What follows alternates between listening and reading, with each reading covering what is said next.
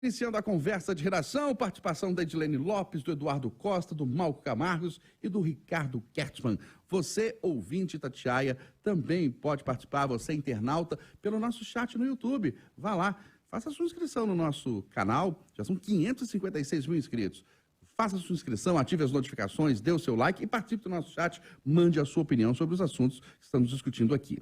Bom, com um formato moderno, novo, debate entre Lula e Bolsonaro na Band ganha mais agilidade e estabelece novo padrão no gênero. Em Malco Camargos, bom dia para você. Bom dia, Eustáquio, bom dia, amigos, bom dia, ouvintes, boa semana a todos. Esta talvez seja a eleição mais chata de todos os tempos, onde não se tem novidade nenhuma. Quem assistiu o debate ontem preocupado com o seu conteúdo, viu um candidato chamar o outro de mentiroso o tempo todo. A discussão era de quem tinha o nariz maior do que o outro, quem era o principal Pinóquio desta eleição. Agora, do ponto de vista de campanhas, o debate ontem trouxe uma enorme novidade. Nunca antes os candidatos foram tão expostos e exigiu-se tanto a habilidade deles na discussão. O formato de controle do tempo e embate direto entre os dois candidatos, sem a participação do mediador, aumenta em muito a exposição, o nível de estratégia e exige mais preparo dos candidatos. Isso foi muito evidente no debate de ontem, como os dois candidatos tinham que, às vezes, dominar um tema e saber como julgar com a resposta do outro. Isso gerou resultados distintos também. No primeiro bloco, Lula saiu melhor quando conseguiu pautar o tema da pandemia e deixou o Bolsonaro acuado e nervoso. No segundo bloco, quando houve a participação de jornalistas, no formato tradicional, podemos dizer que houve empate.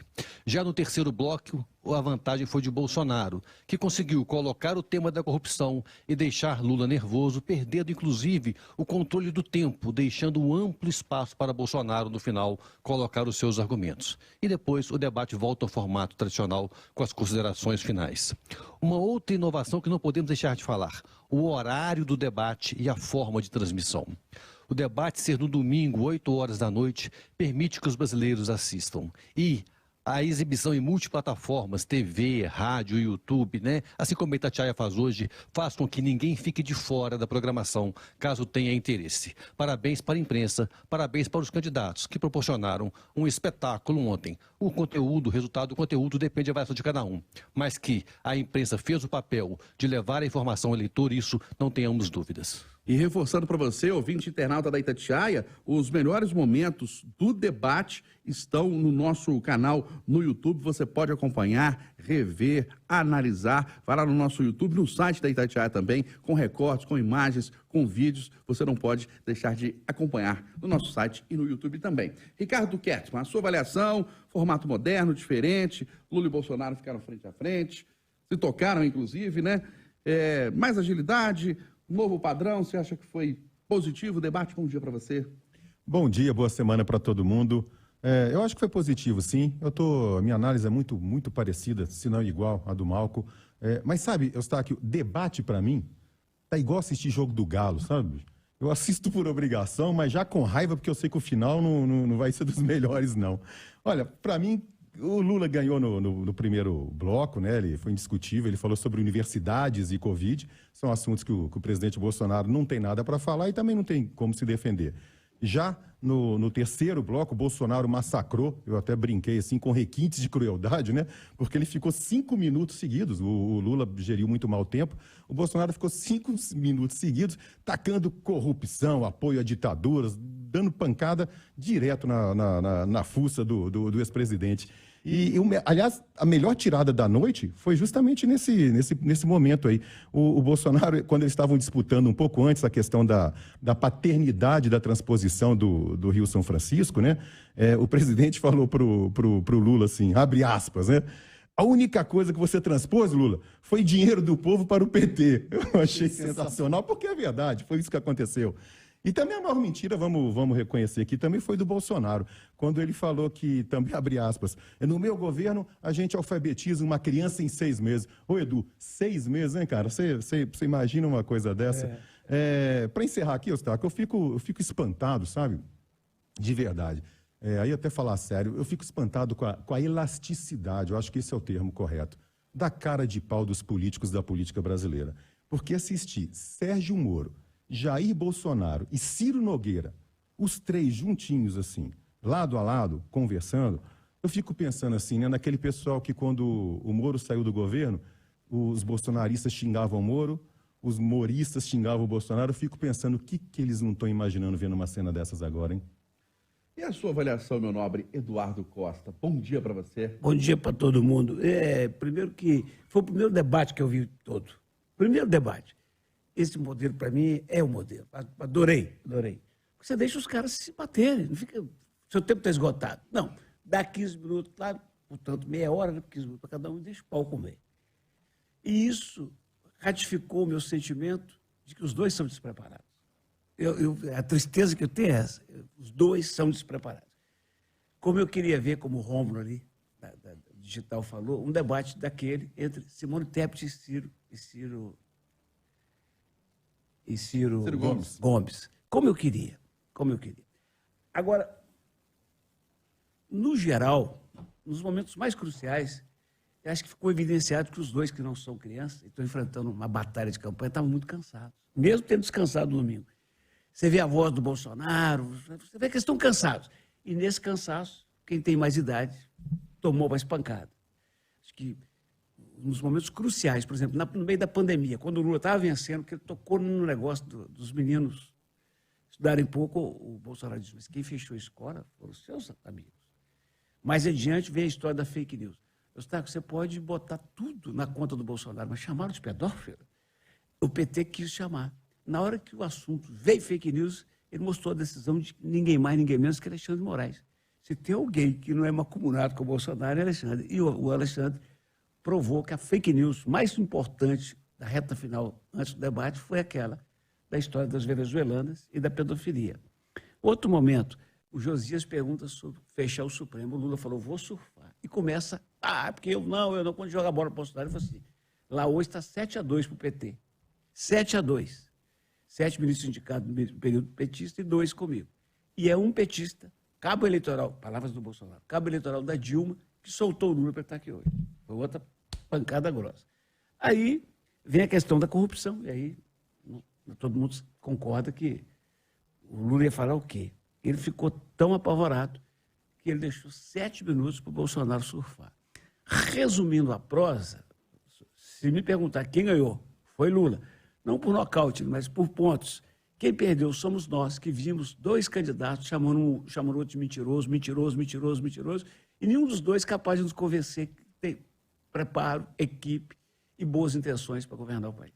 Ô, Edilene, do lado petista, dizem que Lula foi o vencedor. Do lado bolsonarista, dos governistas, dizem que Bolsonaro, o atual presidente, ganhou o debate. E aí, bom dia para você mais uma vez. Exatamente isso. Essa é a repercussão nas redes sociais, né, Eustáquio? Os apoiadores do ex-presidente Lula afirmam que ele ganhou e os apoiadores do presidente Jair Bolsonaro afirmam que ele foi o vencedor. Fato é que isso é um consenso entre nós. No primeiro bloco, o ex-presidente Lula se saiu melhor explorando o tema pandemia. No último bloco, o presidente Jair Bolsonaro se saiu melhor explorando o tema corrupção e o meio do debate, que foi o segundo bloco, foi um bloco mais equilibrado com as perguntas dos jornalistas. De fato, esse é um formato de sucesso que colocou os dois frente a frente e com uma peculiaridade. Eles não ficaram presos ao púlpito, porque normalmente o candidato tem que falar ali no púlpito. Eles puderam se movimentar. E nesse sentido, o ex-presidente Lula teve uma sacada boa no começo, que ele se movimentou e falou diretamente para a câmera. O presidente Jair Bolsonaro percebeu essa intimidade que geraria com o público, com o eleitor,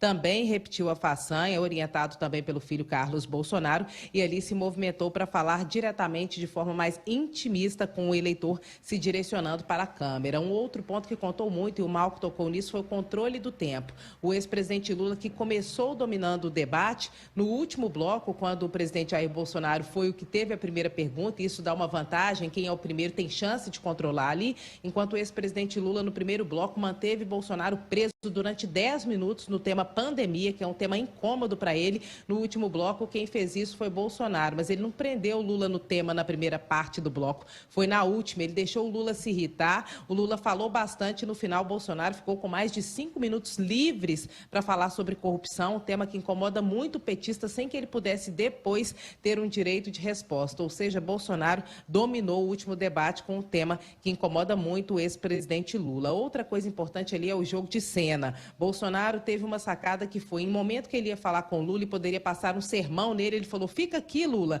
Com certeza a ideia dele era ficar frente a frente com o Lula, ou lado a lado, para produzir uma imagem boa, que ele passasse um sermão no Lula e pudesse ser usada e explorada na propaganda eleitoral. Lula, no primeiro momento, ficou, depois percebeu que podia ser uma pegadinha e saiu fora de cena. Ou seja, nesse debate, nesse formato em que eles podem se movimentar, eles podem constranger o outro também visualmente. Teve vários momentos em que o ex-presidente Lula fez pergunta para Bolsonaro, surpreendeu ele, como ele ficou meio sem resposta, ele ficou ali calado em alguns segundos de bug, pensando o que eu vou responder. Isso também é lido pelo eleitor. Então, cada um tentou explorar isso que é visual. Teve um momento em que o ex-presidente Lula mostrou um papel para Jair Bolsonaro e perguntou, esse aqui é você? E até hoje ninguém oficialmente falou o que tinha no papel. Alguns integrantes da campanha petista afirmam que era uma matéria com o presidente Jair Bolsonaro adotando uma postura diferente em relação ao tema aborto do que a que ele defende nesse momento. Quem vai saber se é ou se não é oficialmente, nós saberemos nas próximas horas, porque foi a mesma estratégia que Bolsonaro adotou na primeira entrevista que ele deu para a Globo no primeiro turno, em que ele escreveu algo ali na mão e deixou a internet especular o que seria, e depois a campanha revelou. Desta vez, quem usou essa estratégia foi o ex-presidente Lula. Agora, no quesito tema, nós não vamos entrar tanto nisso, porque nosso tempo é curto, mas ganhou no tema corrupção o presidente Jair Bolsonaro, que usou bastante o tempo para explorar o ex-presidente Lula, mas ele perdeu num tema importante que pode ter impacto na campanha dele. Ao falar de vilas e favelas, quando ele diz que ao ir ao Complexo do Alemão, o ex-presidente Lula estava acompanhado de traficantes, desconsiderando a população trabalhadora das vilas e favelas, que é a esmagadora maioria, isso gerou um movimento que também está sendo explorado nas redes sociais. É importante a gente saber, o debate de TV não termina na TV, ele continua na internet depois. Então, todos eles vão ter vários takes, várias cenas para poder explorar em suas campanhas, inclusive os atos falhos. Bolsonaro chamou água de arma e o ex-presidente Lula chamou orçamento participativo de orçamento secreto. Então, o debate terminou ontem, só que não, ele continua nas redes sociais. Oi, Eduardo. O Kertzmann me ajudou pra caramba aqui. Não são apenas os candidatos a presidente que cometem atos falhos, eu também. Quem acompanhou o meu raciocínio sabe que a última frase que eu falei está desconexa com o resto. Na minha opinião, se houve vencedor, ao contrário do que eu disse, não foi Lula, foi Bolsonaro. Por pontos, e não por nocaute. E eu considero isso principalmente porque todos nós sabemos que o Lula é muito mais competente no ato de convencer as pessoas. Mas ontem ele tomou uns trancos pesados. E eu preciso de reiterar aquilo que eu sempre falo no Estado. Sejam bem-vindos novos, que respeitem os idosos. O velho Fernando Mitre, lá da Band, que o Brasil inteiro conhece, não é de hoje, deve ter sido artífice desse modelo de debate. Foi ele. Foi ele, né? Foi ele o idealizador desse modelo. Então para a acabou. Band. Então acabou, filho. Veio para ficar. Não, eu não conheço, você conhece quem é? Ô, Malco, você que é o homem rapidão, porque o Assis está chegando. Você conhece um modelo melhor do que esse, Malco? Não, esse veio para ficar mesmo, e tomara que na próxima semana já tenhamos novas adaptações, que o debate da Globo, há 2 dias por segundo, possa seguir o mesmo padrão, que foi muito melhor para o telespectador. É isso. E para a gente finalizar aqui, deixa eu dar detalhes de uma nova pesquisa do Instituto Atlas para a Presidência da República, realizada na região Sudeste, apontando que o ex-presidente Lula venceria as eleições em Minas Gerais com 51,3% dos votos válidos. O candidato à reeleição pelo PL, Jair Bolsonaro, aparece com 48,7% da preferência do eleitorado mineiro. Em São Paulo, o atual presidente aparece à frente, com 53,7% dos votos válidos, contra 46,3% do petista. No Rio de Janeiro, Bolsonaro também lidera, 54,1% dos votos válidos, contra 45,9% do candidato do PT. O Instituto Atlas ouviu 2.500 eleitores entre os dias 9 e 13 agora de outubro. Margem de erro, 2 pontos percentuais para mais ou para menos. Os detalhes da pesquisa estão no site e nas redes sociais da Itatiaia.